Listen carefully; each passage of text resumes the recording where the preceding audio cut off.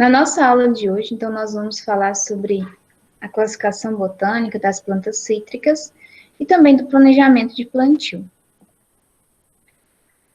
As plantas cítricas, né, aqui nós vemos nessa foto uma fruta de laranja, algumas plântulas, né, recém-brotadas via semente de laranja e já uma laranjeira aqui em produção.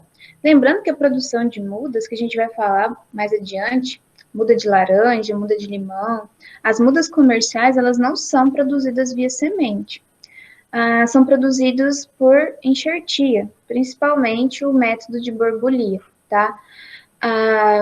Mas aí o porta-enxerto ele é produzido por semente, por exemplo, vou usar o porta-enxerto de limão cravo.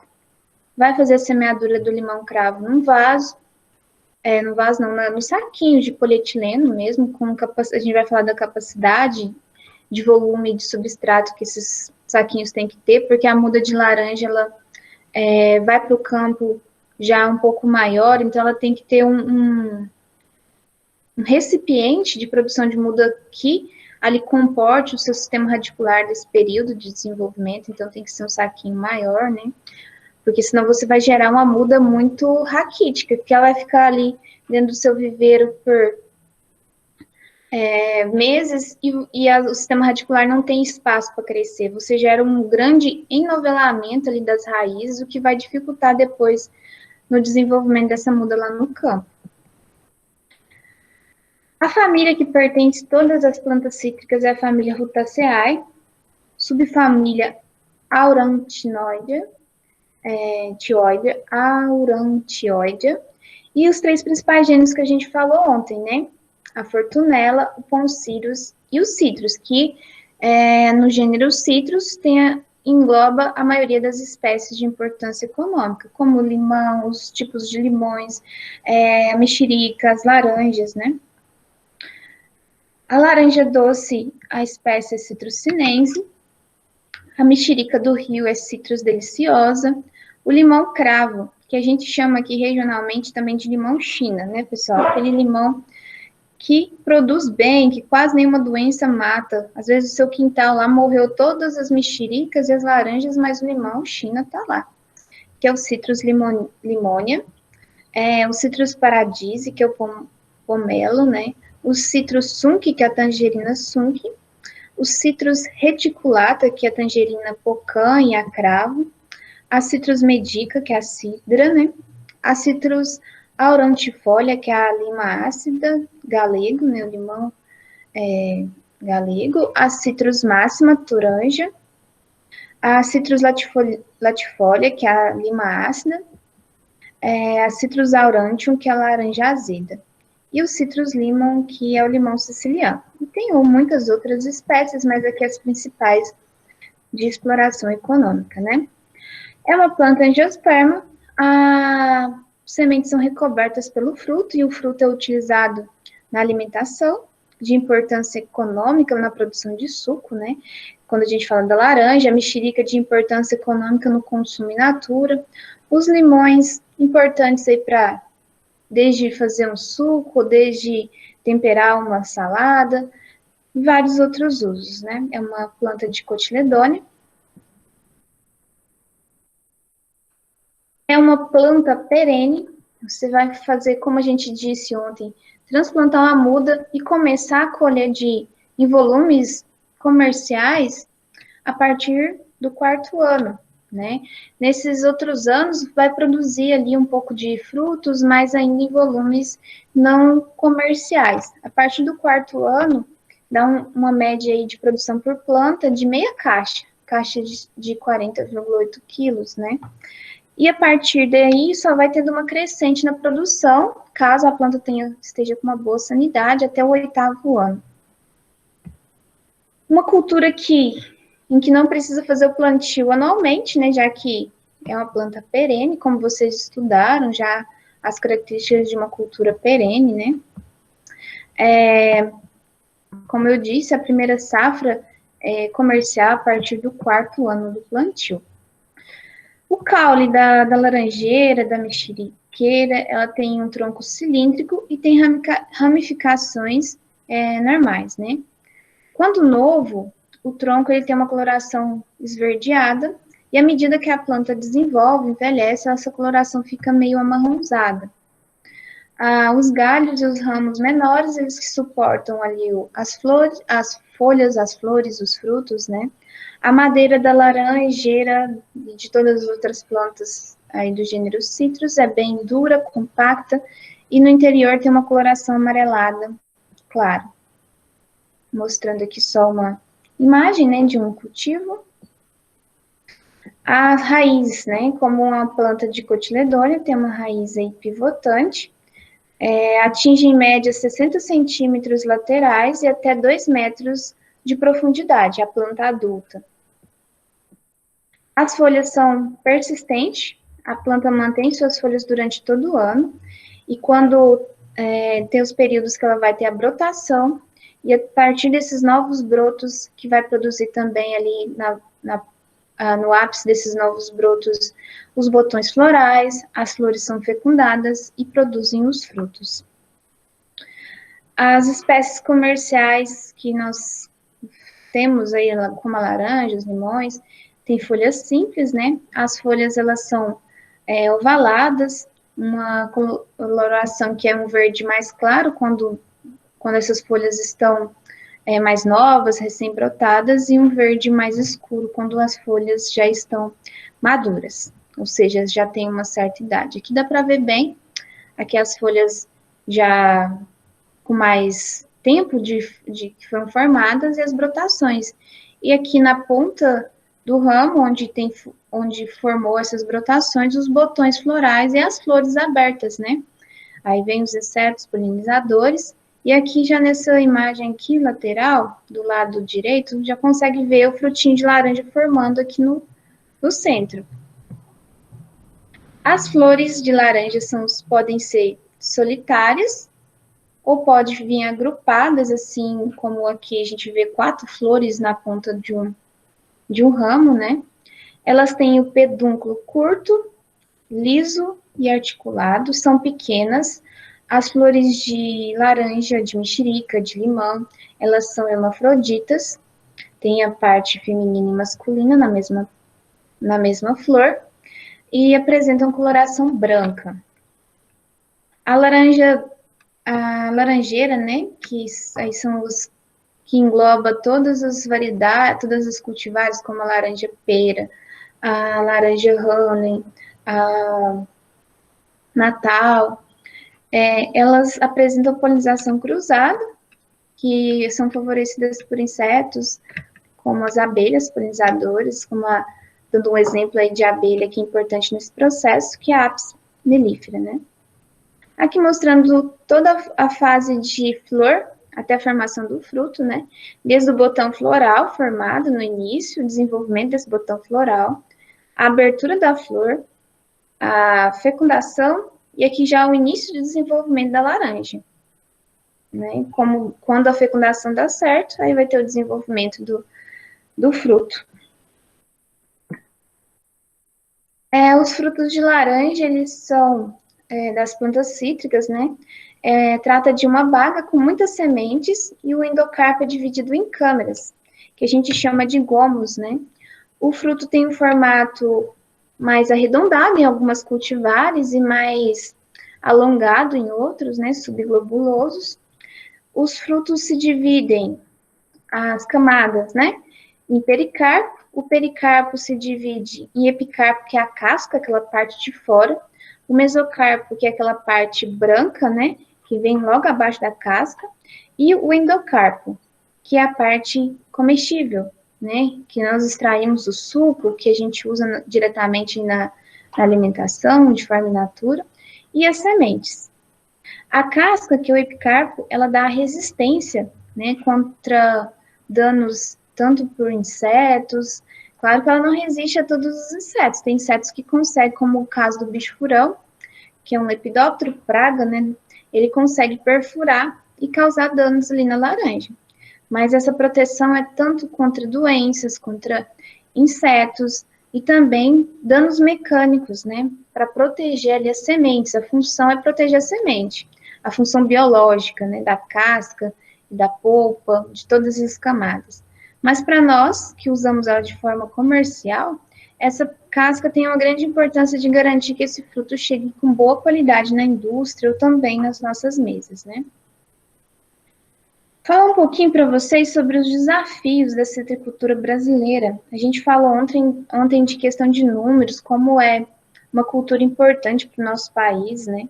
Na questão de gerar muitos valores com a exportação de suco de laranja para mercados europeus, nos Estados Unidos também, Japão e outros países, né? Mas é uma cultura que enfrenta muitos desafios, principalmente os desafios ligados a problemas sanitários, as doenças como o green, que também é conhecido como HLB, cancro cítrico, que eu citei ontem, né?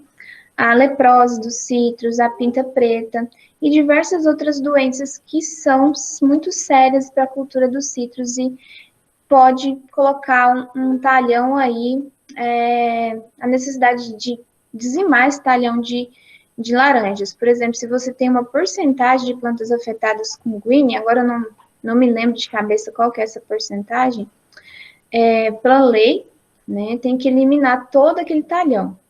Isso é um dos desafios da citricultura, não só no Brasil, mas mundialmente falando. Outro desafio é a diminuição de oferta de suco no mundo, né? Porque com essas doenças, o green, o cancro, né? Isso tem gerado aí muitos produtores saindo da cadeia produtiva, tendo uma redução na produção de laranja, tanto aqui no Brasil, como também na Flórida, nos Estados Unidos. Se reduz produção, reduz a oferta de suco, né? As exigências, também a crescente exigência em qualidade do suco de laranja e da laranja, isso é uma crescente, o mercado está cada vez mais exigente, e para isso as indústrias passam a ser mais exigentes. Para isso, o produtor, a indústria tem que se tornar mais eficiente, com maior qualidade, maior controle de qualidade, para garantir um produto aí que é bem aceito no mercado. Outro ponto que é um desafio é a questão da necessidade de aumentar a competitividade, aumentar o custo, aumentar a produtividade de laranja por área. A gente viu que a Flórida tem uma produção média de 6 caixas de laranja por planta. Nós temos uma média de 2,05 caixas de laranja por planta. Quanto mais você aumenta essa produtividade, mais você reduz o custo por área. Então, isso melhora a sua competitividade. Melhorando esses custos, se torna uma cultura mais vantajosa e, dessa forma, mais lucrativa, fazendo que mais produtores queiram estar nessa cadeia produtiva. Quanto mais rentável é um cultivo, mais produtores vão estar dispostos a cultivar essa cultura. Quando você vê no Brasil, por exemplo, a soja, tá muito boa, né, o preço da saca. Então, mais produtores, aqueles produtores que já plantam, eles querem aumentar a sua área, plantar mais. Outros produtores querem começar a plantar. Então, quando é muito vantajoso, quando está muito vantajoso, tem mais gente, mais produtor disposto a entrar na cadeia produtiva. E isso resolveria o problema dessa redução da produção de laranja, que está tendo há algum tempo, né? Essa questão de competitividade, os custos muito altos para produzir laranja, é devido principalmente a esse número grande de doenças, de problemas sanitários, que exige pulverizações constantes para matar, por exemplo, o vetor do green, né?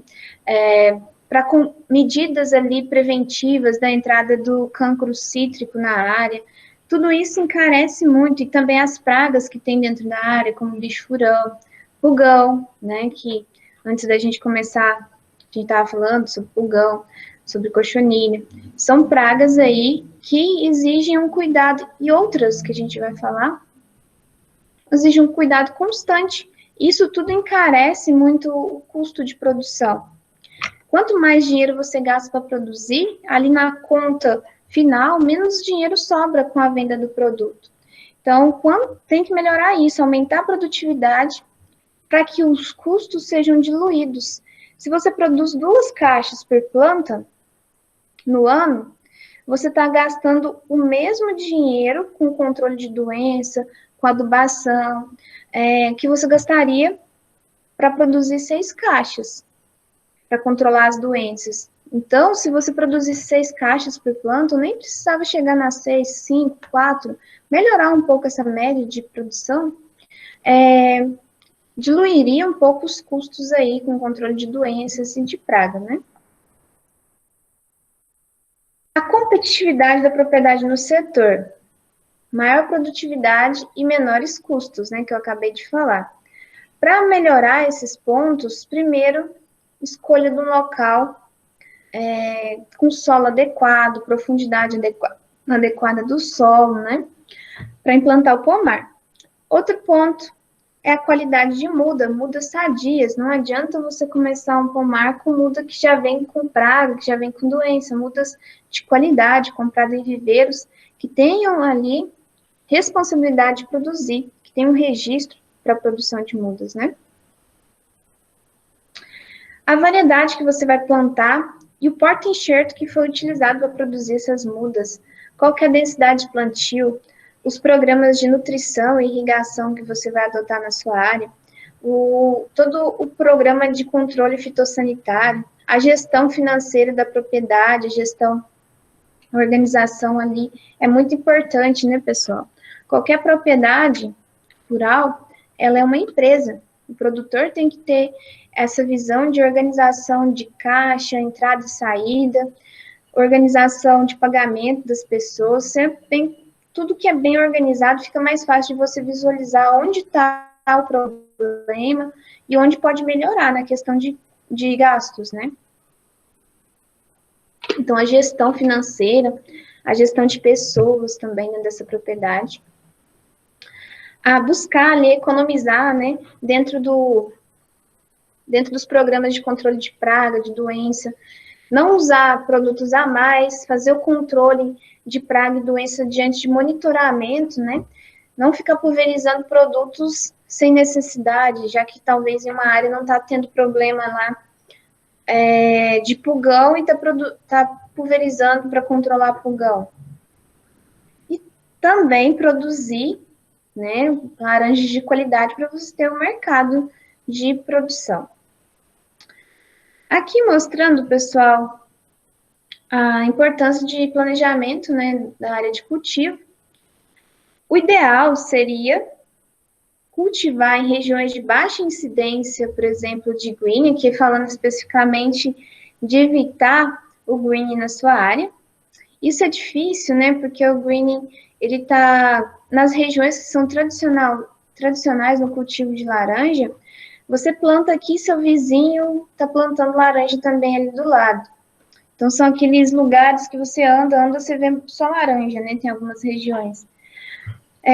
Mas o ideal seria, se o produtor tivesse possibilidade, isso aqui, gente, é o que é ideal, não que o produtor vai conseguir, porque se ele tem a fazenda aqui, e é uma cultura perene, ele não vai arrendar aquela área, às vezes, ou se vai arrendar por um longo período de anos, né? Porque é uma cultura perene, ele tem que explorar ali no mínimo uns 8, 10 anos daquele plantio.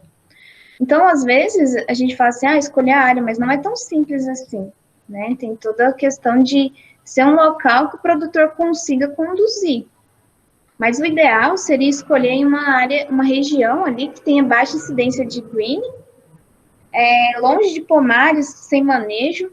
Isso é outro desafio que não é simples. Você está cultivando aqui seu pomar, está com 4 anos seu pomar, o vizinho ali do lado, até ano passado ele estava cultivando o pomar dele, só que ele teve problema financeiro, abandonou o pomar. E aquele pomar abandonado vira um criador de psilídeo, e ali vira um criador também da bactéria, do green, e esse psilídeo vai sair do seu vizinho que abandonou o pomar e vir para a sua área, trazendo a bactéria. Então, não é simples assim, falar, vai plantar longe de uma área sem manejo. Só que hoje você plantou, tá tudo certo, mas amanhã ou depois seu vizinho ali tem um problema financeiro e abandona o pomar, né? Então, aqui mostrando, né, que o ideal seria quanto mais distante de pomares com problemas já de Greener, né? Quando vai renovar os talhões aqui vocês estão vendo uma imagem aérea de um grande pomar de citros, né? E que tudo talhão, esses quadrados aqui são talhões, né? Então, quando vai fazer uma renovação, sempre procurar fazer renovação dos talhões novos, primeiro dos talhões que estão com mais problemas, com menor produtividade, né? Para depois ir fazendo isso parcialmente, não faz tudo de uma vez. O custo de produção por caixa vai diminuir quando você aumenta a produtividade, foi o que eu disse para vocês, porque você vai diluir os gastos dentro dessa produção maior. Se você produz 2 caixas ou 5 caixas, você vai estar gastando ali para o controle das doenças e das pragas da mesma forma. Então, se você produz mais, você dilui esses gastos e você vai ter mais dinheiro, vai sobrar mais dinheiro, né?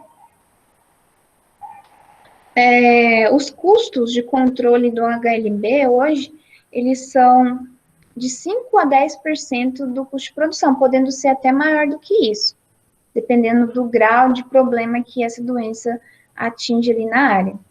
Esses custos de controle do HLB, ele vai desde a pulverização com os inseticidas para o controle do vetor, o trabalho de inspeção dentro da área para verificar plantas que estejam com sintoma do greening, para inspecionar também a presença do inseto vetor na área, principalmente usa-se as armadilhas, né? Aquelas armadilhas adesivas de coloração amarela, que distribui ela na área, e aí tem trabalhadores que vão fazer a inspeção para verificar se tem psilídeo ali preso na armadilha. A presença de um psilídeo na armadilha já é momento de entrar com pulverização, porque o indivíduo ele já transmite a doença para muitas plantas. E também as plantas que são identificadas com a doença, elas devem ser erradicadas, cortadas, rente ao solo e passado um inseticida para que ela não brote.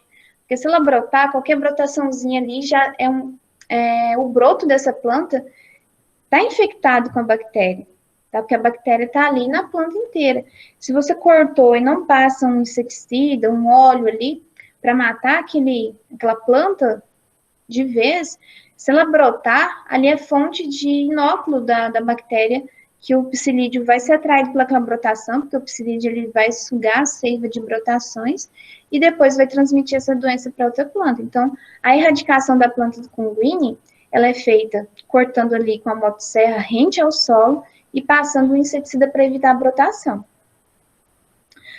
Essa doença que vocês estão vendo um pomar, né, que aparentemente está abandonado, e com várias plantas com sintoma de greening. O problema do greening é que ele tem uma rápida disseminação, porque ele conta aí com vetor, né, um inseto sugador que tem uma dispersão, um raio de dispersão em quilômetros relativamente representativo, então isso facilita a disseminação da doença. Os sintomas, eles progridem rapidamente numa planta, não tem cura, ou seja, a planta infectada, ela está condenada, tem que ser cortada, tem uma legislação do Estado de São Paulo, tem que cortar as plantas com sintomas, e o produtor também, ele tem que ter a noção de que se ele mantém uma planta dessa na área, é foco de inóculo para transmissão dentro daquele talhão, e pode chegar num ponto que você vai ter que dizimar, cortar todas as plantas daquele talhão, porque atinge um grau muito alto de plantas contaminadas. E essa doença, ela é tão severa que a planta se torna aí com baixa produtividade, baixa qualidade de frutos também. Essa tabela aqui mostra problemas aí de queda de produtividade de laranja em diversos países, né? Por exemplo, aqui países do Sudeste Asiático, países da América Central e Caribe e da América do Norte, com a doença aí do greening, também conhecida como HLB. Nesses países, o HLB ele é endêmico, né? Ela tem ocorrência endêmica. Só para vocês verem, aqui em 2004, onde na China não tinha problema aí com o greening nas áreas, Vamos ver aqui o país que teve problema. Vamos ver aqui na Flórida, ó, nos Estados Unidos, no estado da Flórida. Em 2004, onde não tinha aí grandes problemas com a doença, produzia, em média, por hectare, 1.058 caixas. Já atualmente, né, só que esses dados são de 2015, né, mas nos tempos aí que a doença do greening passou a ser um problema, teve uma queda praticamente quase pela metade, né, de produção nas áreas aí média de produção de caixas por hectare. Outros países que vocês identificam que não teve redução é porque a doença não teve aí grandes impactos nessas áreas, tá? Vamos ver aqui um outro país que teve queda de produtividade. Os Estados Unidos aqui, basicamente, a Cuba também, ó, 349 caixas por hectare, passa para 186, uma queda bem significativa. Mas como vocês veem, olha como é diferente essa produção de caixas por hectare nos Estados Unidos, como era muito maior e teve essa queda brusca, né? Principalmente aí por ocasião dessa doença. Uma queda de cerca de 44%. Já na China, não sofreram aí muito, a doença ocorre lá, né, na China também, inclusive esse nome Huanglobing, né, que vem da língua deles lá, que é dragão amarelo, né, pelo sintoma que causa de amarelecimento nas folhas. É uma doença que ocorre, mas afeta às vezes em diferentes graus, né. Aqui mostrando o manejo do greening no estado de São Paulo e na Flórida. Na Flórida tem sido relatado, né, problemas aí, ineficiência no controle do vetor. Nós temos no Brasil um controle do vetor do psilídeo que é mais rigoroso. Na Flórida ele é considerado mediano, né? Aqui no Brasil elimina-se a planta doente. Na Flórida tem o convívio com as plantas doentes através de uso de até tratamento com antibióticos da planta, né, já que é uma bactéria, um tratamento com podas. Então, isso também dificulta o controle da doença. Isso aqui mostrando um cenário da Flórida com relação à área de cultivo, redução de área de cultivo de 2014, aqui em amarelo, né? E 2012, que é depois da ocorrência da doença, do início das ocorrências. Uma redução de 29% de área cultivada na Flórida, produtividade com redução de 21%. O custo de produção aumentou, já que se gasta mais com inseticida, com monitoramento, com tratamentos, com terapias ali dentro da cultura, né, com uso de um coquetel de produtos para tentar manejar a planta doente, já que na Flórida eles tentam conviver com a planta doente, né? Então, um custo de produção com aumento de 110%. E o custo com controle de doenças, de uma forma geral, aumentou 47%, principalmente com a adição dos custos para controle do green. Aqui mostrando a evolução no estado de São Paulo, a evolução da incidência da doença de 2008 para 2015, considerando o percentual de árvores de laranjeiras contaminadas com green. Em 2008, era uma porcentagem baixa, 0,61%. Isso, ano a ano, teve uma crescente, até que, em 2015, foi constatado aí no estado de São Paulo uma média de plantas contaminadas de quase 18% de todas as plantas do estado. Então, cresceu muito o número de plantas contaminadas. Esse mapa do estado de São Paulo aqui, ele mostra por regiões, né, do estado, por exemplo, região noroeste, centro-oeste, norte, sudeste do estado de São Paulo, qual que é a porcentagem de plantas de laranja que representa essa região do estado, do 100% que é plantado no estado, por exemplo, a região noroeste do estado de São Paulo representa 10,6% das plantas de laranja aí, plantadas no estado. 2,2% são plantas contaminadas, né? 4 hectares com plantas aí abandonadas, mal cuidados, e esses pomares abandonados representam um foco de desenvolvimento tanto do psilídeo, que é o vetor, como fica uma área livre para a propagação ali da doença, da bactéria, que é o Candidata albiribacter, que causa a doença. Aqui na região sul de São Paulo, responsável por 20% das plantas de laranja do estado, 42,5% de plantas com problemas com HLB, sendo que isso tem um número de pomares aí abandonados ou mal cuidados, que representa 11 mil hectares, né? Então, pessoal, o cenário não é dos melhores, e essa doença realmente hoje é uma doença que é alvo de muitos estudos, né, tanto pelas universidades. A Fundecitrus é um órgão aí de uma fundação, né, de estudo de fruticultura, que dedica muita pesquisa para esse problema do greening, para outros problemas sanitários, e também é um importante centro de pesquisa da citricultura no Brasil, o mais importante, eu acho, que eu poderia dizer assim, de pesquisas, né, para o setor, e vem desenvolvendo pesquisas para tentar melhorar esse cenário aí dessa doença e de outros problemas também que a citricultura enfrenta. O problema, vocês estão vendo aqui nessa imagem, um monte de laranja caída, né, vários frutos caídos aí. O greening, ele causa uma severa perda de produtividade. Os frutos que não caem são frutos deformados, frutos que produzem uma menor quantidade de caldo, ficam mais ácidos, né? Além de produzir bem menos, tá?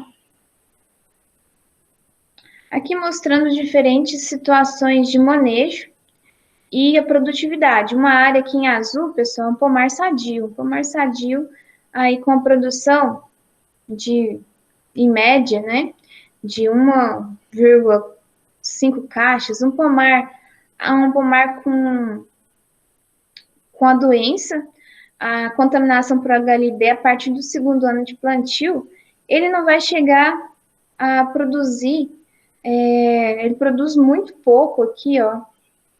Aqui que a produtividade, gente, né, 1,4 não, é 1.400 caixas, né? Uma área aí que tem a infecção por greening na planta muito nova, ou seja, 2 anos ali, a planta está desenvolvendo ainda jovem, não começou a sua produção comercial e tem um alto índice de plantas contaminadas, uma incidência alta, ela vai chegar a produzir uma quantidade de 200 caixas por hectare, que, pessoal, é quase que impraticável, né, manter esse pomar. Com o manejo, né, o manejo da doença, o manejo do vetor, isso possibilita garantir a redução da doença da área e garantir uma longevidade maior desse pomar e uma maior produtividade também.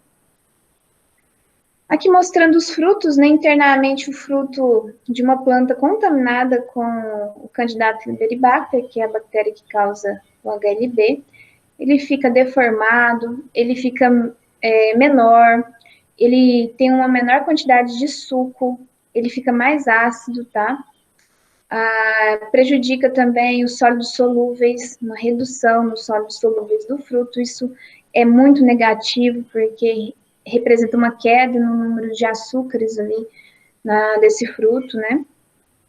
A acidez aumenta, fica mais ácido, então o diâmetro desses frutos também diminui, a altura da planta diminui, então tudo é alterado negativamente, né? Produção de mudas, vamos falar um pouquinho da produção de mudas de laranja. Para a gente ter toda uma cadeia produtiva de qualidade, uma boa produção no pomar, começa com muda de qualidade. E depois, gente, tem um trabalho longo lá no campo, né, para manter que essas mudas se desenvolvam bem, com boa sanidade, desde cuidados com o manejo de doenças, que a gente acabou de falar de uma doença séria, como o green, como o cancro, como diversas outras doenças, como a pinta preta. Além disso, um programa de adubação, irrigação controlada, tudo isso vai garantir que você tenha um pomar bem produtivo. Mas o insumo básico é uma muda de qualidade. Vocês estão vendo aqui imagens de mudas aí prontas para ser transplantadas no campo, mudas muito padronizadas, bem desenvolvidas, bem vigorosas, né? Isso que é o ideal, chegar na lavoura com mudas bem vigorosas, com alta sanidade. A produção de mudas de laranja, ela é feita por borbulia. Eu já até falei desse método de enxertia com vocês, mas vou voltar aqui a explicar como é o método de borbulia. Já falei em outras culturas, em outras frutíferas, né? Que quando a gente falou de outros métodos de enxertia, eu cheguei a falar da borbulia. A borbulia é um método de enxertia que você vai usar um porta-enxerto, claro, né? Que é produzido ali com bastante antecedência para que ele esteja com um diâmetro adequado na hora da enxertia, um diâmetro aí de um pouco mais de um lápis, um diâmetro de um lápis, né? Você produz, então, o porta-enxerto, que pode ser um limão-cravo e outros porta-enxertos que podem ser utilizados. O básico é que esse porta-enxerto ele tem uma boa produção de sistema radicular, que tem resistências à tristeza dos citros, porque a gente falou que a tristeza dos citros foi um caso aí de grande perda de pomares, de mortalidade de pomares, né? Então, depois que o porta-enxerto está pronto, porta-enxerto, vou dar como exemplo aqui o porta-enxerto feito do limão-cravo. Depois que essa planta de limão-cravo está num porte adequado para fazer enxertia, é necessário coletar gemas, né, os galinhos com as gemas da planta que você quer produzir, a parte da copa. Por exemplo, quero produzir mudas de laranja pera, Natal, Hulling, Valência. Então, vai ser coletado lá no campo em plantas sadias, isso é importante, em plantas com boa sanidade, porque se você coleta essas gemas que vão ser usadas na enxertia de plantas já doentes, você vai estar formando uma muda doente, né? Então, vai coletar esses galhos, que são galhos de idade intermediária, não são galhos muito lignificados, e nem brotação, porque se você tirar a gema de uma brotação, ela não vai desenvolver. Os galhos com essa coloração de verde mais escuro, que são galhos de idade intermediária. A gema, pessoal, fica ali na axila de cada folha da laranjeira, tá? Ali tem a folha e tem uma gema que tem capacidade de ter uma brotação. Então, essas gemas que vão ser utilizadas na borbulia.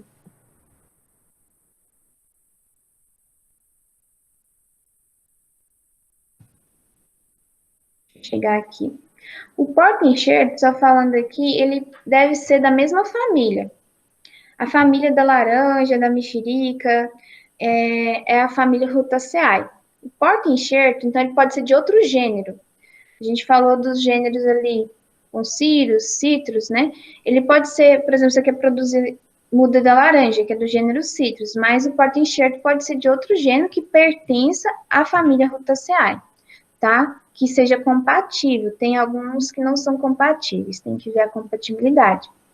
Um dos mais usados que eu falei é o limão-cravo, mas tem outros porta-enxerto utilizados. O enxerto é a parte aérea, a parte que vai formar a copa, né? Deve ser livre de doenças. Aqui outros porta-enxerto. O limão-cravo que eu falei, a tangerina Cleópatra, a tangerina Sanque, o limão Volque americano, só que o porta-enxerto o porta-enxerto de limão Volque americano, ele é incompatível com laranja pera. E o Poncirus trifoliata, que eu falei lá no início, hoje da aula, né, sobre o Poncirus, né, que é do gênero Poncirus, ele é usado também como porta-enxerto importante. Então, produziu o porta-enxerto. O segundo passo é a escolha de qual variedade você vai produzir as mudas. Claro que os viveiros produzem uma diversidade de mudas, né? Vai produzir muda de laranja natal, de pera, de Valência, de mexerica pocã, o que tem mais saída naquela região. Para eu ter já o porta-enxerto na hora certa de fazer a enxertia, eu tenho que fazer a semeadura Via semente, vou fazer porta-enxerto de limão-cravo. Tem que fazer a extração da semente do limão-cravo e a semeadura ali no saquinho com substrato 6 meses antes desse processo de enxertia. Depois que eu já estou com o porta-enxerto pronto, eu vou retirar as gemas de um galho que eu falei para vocês que seja de nem muito velho, nem muito lignificado e nenhuma brotação, porque brotação as gemas não estão prontas. Vou escolher de plantas sadias, né? E essas gemas, o pessoal nem corta só a gema lá no campo, leva o galinho. Corta um galinho com várias gemas e dessas gemas vai sendo feitas enxertias. As gemas, elas estão, como vocês podem ver na ilustração, aqui cortou a folha, né? Mas era uma folha. Aqui a gema. E essa gema, que ela tem a capacidade de gerar uma brotação e ela que vai ser usada na enxertia por borbulia. Aqui mostrando o detalhe do corte da gema, ele não deve ser um corte só superficial. Na hora de fazer o corte dessa gema para fazer enxertia, tipo borbulia, você tem que cortar ali para uma profundidade, usando um canivete bem afiado, né? Uma profundidade de 2 milímetros, pegando um pouco ali do lenho da gema, do lenho ali do galho, tá? E evitar pegar ali na parte de corte, tá? Fazer o uso de um canivete próprio para enxertia, bem limpo, para evitar também contaminações.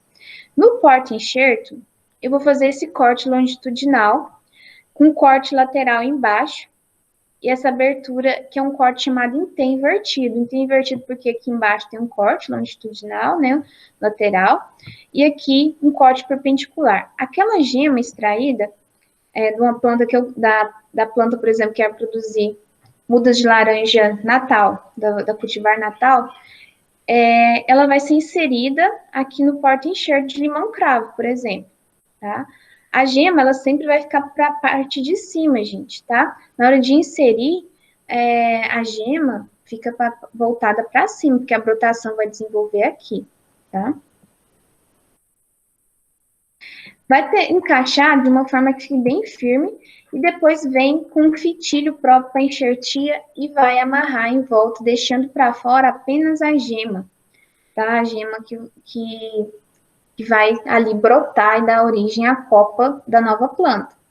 Então, você vai desenvolver ali com o fitilho plástico, deixando bem apertado para que não entre água ali durante o processo de irrigação dessas mudas, e também para que tenha uma boa ligação entre o material da gema com o porta-enxerto, para que os tecidos se unam e comece a ter um fluxo de seiva entre a gema e a planta, que é o porta-enxerto.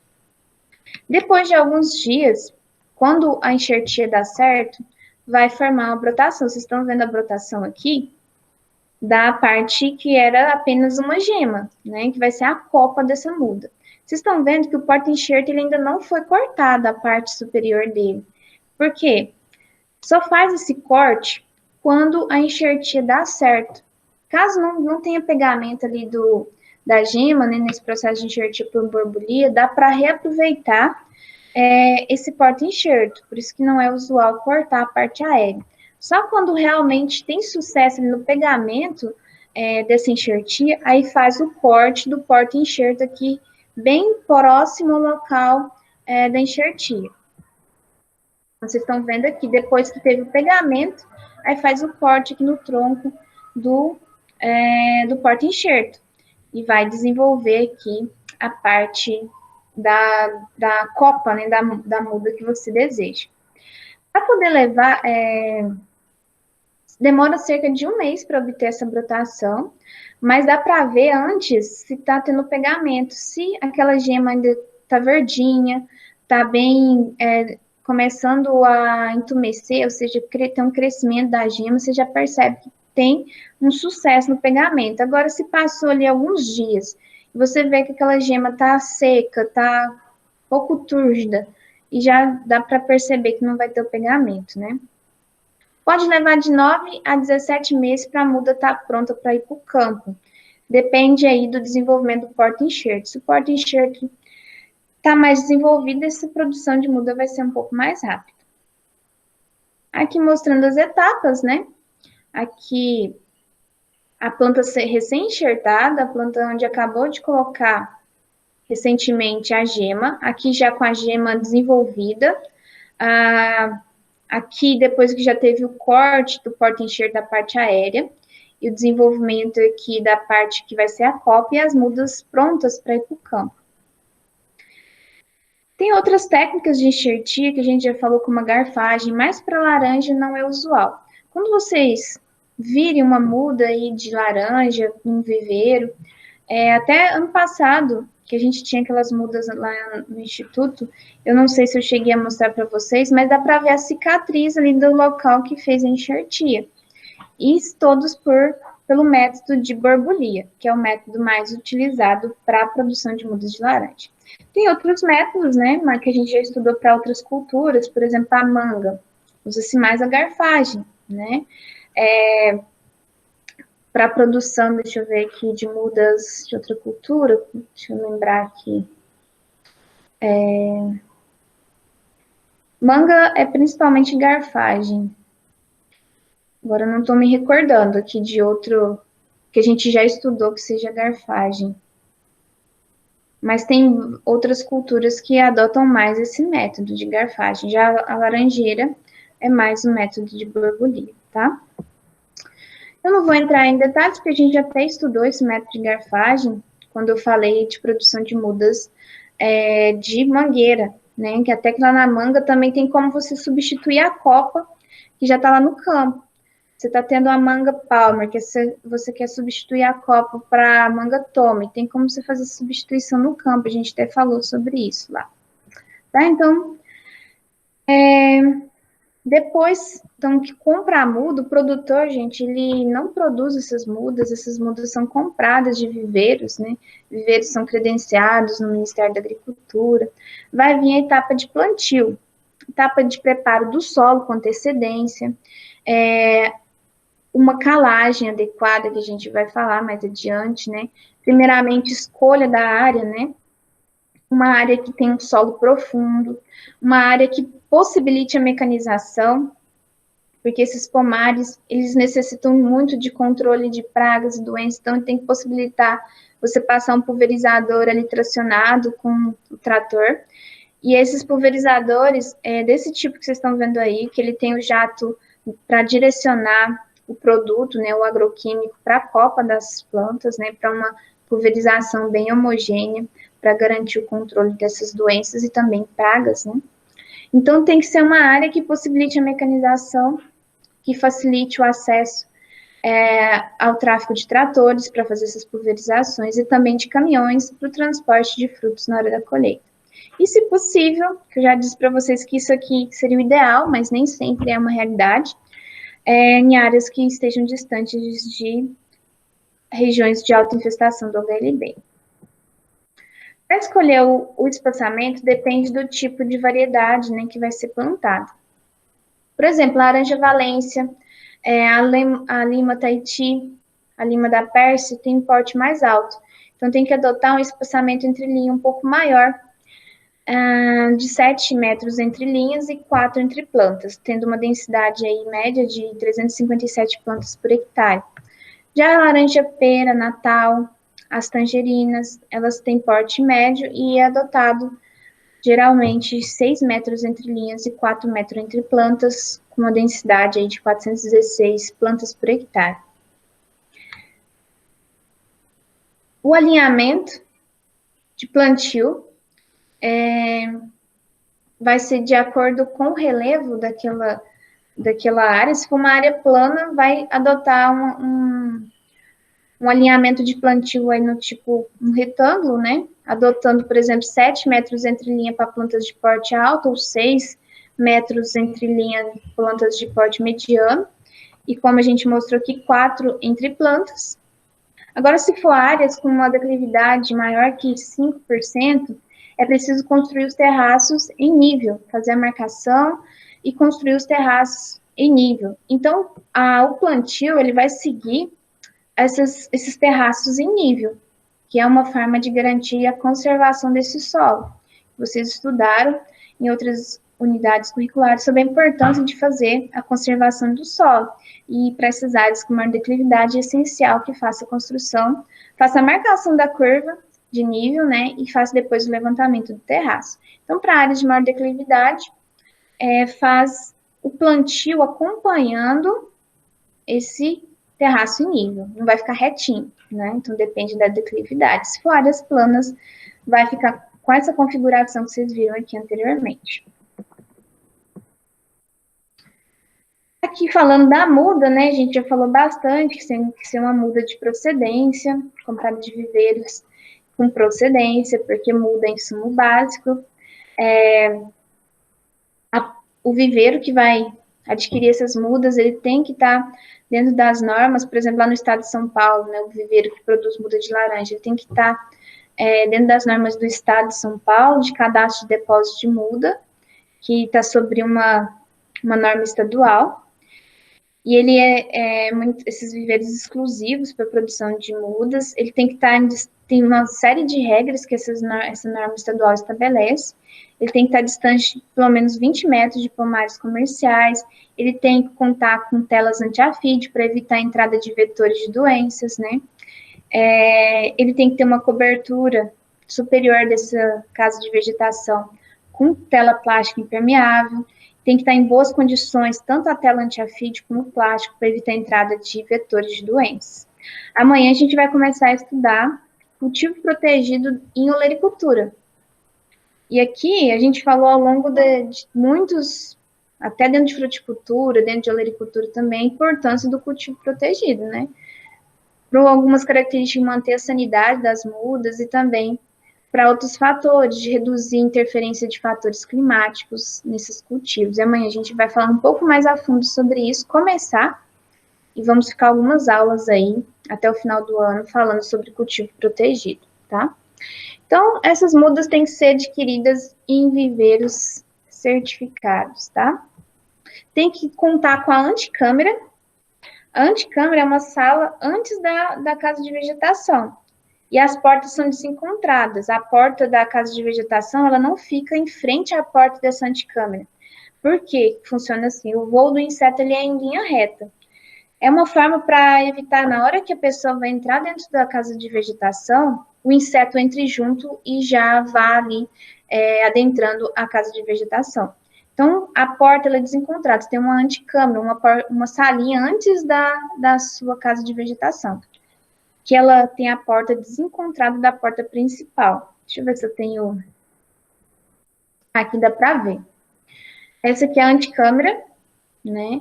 Que você entra, ela tem a porta desencontrada com a porta principal da estufa. Ou o termo mais adequado não é nem estufa, é casa de vegetação, tá? Aqui mostrando as mudas dentro da casa de vegetação, né? O ambiente protegido, com boa qualidade ali, das telas anti-afide, tem que estar passando por inspeção, para evitar qualquer buraco, né? Qualquer buraquinho entra ali pulgão, que é vetor de doença, entra o psilídeo, entre outros insetos que são vetores de doença. O preparo do solo vai desde ali, se é um solo muito compactado, um processo de descompactação, aração, gradagem, calagem, né, incorporação desse calcário ali com uma grade leve, preparação, marcação de onde vai ser as linhas de plantio com a distância estabelecida do cultivo, que vocês estão vendo fazendo, sulcando, né, fazendo furando ali as linhas onde vai ser transplantadas as mudas e já também adubando. As covas, se for feita manualmente, né, elas devem ter aí dimensões de 40 por 40 por 40. E o ideal é também incorporar no plantio adubo orgânico, tá? Uma fonte de adubação orgânica é o ideal para garantir ali um bom desenvolvimento dessas plantas.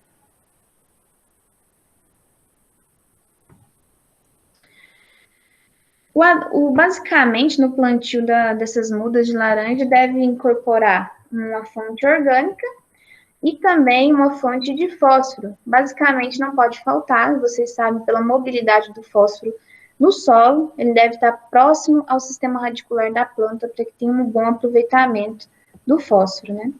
Aqui já é uma área recém-plantada de laranjas, né? Não sei se vocês já passaram próximo a áreas aí de plantio recém de laranja e viram que tem uma proteção na base da planta, que geralmente é feita com caixinha de leite. Essas caixas do material chamado Tetra Pak, né? Pode ser caixa de leite, caixa de suco. Elas são abertas e são grampeadas em volta do tronco aqui, mas elas são grampeadas, não ficam muito justas, porque aí pode causar um estrangulamento da muda. É colocada para evitar ataque de formigas e também na hora de pulverizar os herbicidas aqui para o controle de plantas daninhas nas entrelinhas, evitar a fitotoxidez também nessa planta.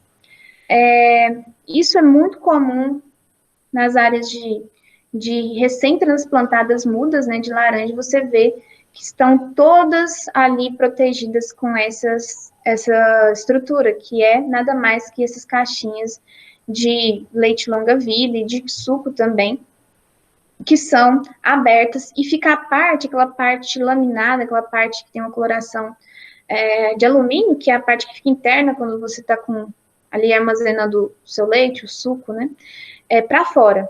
Tá? Isso ajuda a reduzir problemas de ataque de formiga cortadeira. Então, é muito comum você ver isso nas áreas ali recém-transplantadas. Depois é tirado, depois que essas mudas desenvolvem mais, é tirada essa proteção. Tá? Na hora de plantar, uma coisa que eu já falei para vocês, inclusive em algumas aulas que a gente teve a oportunidade de ter prática, do maracujá, né? Na hora de plantar, pessoal, não pode enterrar essa parte aqui do caule. O nível de solo vai ficar onde está o nível do substrato da muda. E também sempre deixando um rebaixamento ali no local que pôs a muda, que vai ser o local onde vai infiltrar a água da irrigação, a água da chuva. Então, nunca põe terra acima do colo da planta, porque você pode causar uma doença ali, porque tem muitos agentes patógenos no solo. Então, na hora de transplantar qualquer tipo de muda, de qualquer cultura, de qualquer planta, nunca colocar terra acima do colo da planta, tá? Só no nível ali onde está o substrato, onde a mudinha foi produzida. Isso é bem importante. A época de plantio ele pode ser feito tanto no período chuvoso, se não for ainda implementado o sistema de irrigação naquela área, vai aproveitar as águas aí das chuvas, ou em áreas com irrigação, pode ser feito em outras épocas, né? Evitar, se possível, dias muito quentes, dias com temperaturas muito altas, porque a planta vai ter um estresse maior. Mas não é assim, aqui seria o ideal, mas também não é um impedimento, né? Como eu disse, matéria orgânica é importantíssima, uma fonte de matéria orgânica, mais uma fonte de fósforo. E, claro, ter feito a calagem recomendada para aquela área, para a cultura da laranja com antecedência, para que tenha ali ação de neutralização da acidez, porque é uma cultura que tem aí uma exigência em pH para o melhor desenvolvimento e melhor produtividade. Aqui eu já falei dos alinhamentos de plantio, depende da declividade desse solo, em áreas com maior declividade, onde tem que fazer a construção dos terraços em nível, o plantio vai seguir os terraços, né? Eu também já falei sobre os espaçamentos que podem ser adotados. O que eu falei aqui na hora de plantar a muda, transplantar a muda, né? Deixar aqui de 3 a 5 centímetros da parte do torrão para fora, nunca colocar terra no colo da planta, viu, pessoal? Nunca, nunca. Para evitar doenças. Uma das doenças que pode ocorrer se você fizer isso é a gomose. Na hora de fazer o transplantio, sempre deixar uma área mais rebaixada, próxima da muda, para que tenha boa infiltração de água. Isso, com uma boa infiltração de água, se tiver um sistema irrigado, ou se plantou ali na época das águas, uma boa infiltração das águas da chuva, para garantir um bom enraizamento, um rápido enraizamento dessas plantas. O manejo pós-plantio a gente vai falar na próxima aula, tá? Na aula da terça-feira que vem, a gente vai continuar falando sobre isso, que são os cuidados sanitários, né, as adubações de produção, que é importantíssimo. Não basta adubar no plantio, você sabe muito bem disso. Uma cultura perene, ela tem que ter as adubações de formação do pomar e depois adubações de produção, além de manejos aí de doenças, de pragas e de plantas daninhas, né? O controle de plantas daninhas mais sério na fase inicial, na fase ali de onde as mudas ainda estão pequenas. Isso é uma fase mais crítica para o manejo de doenças. Então, a gente finaliza aqui a parte teórica da nossa aula.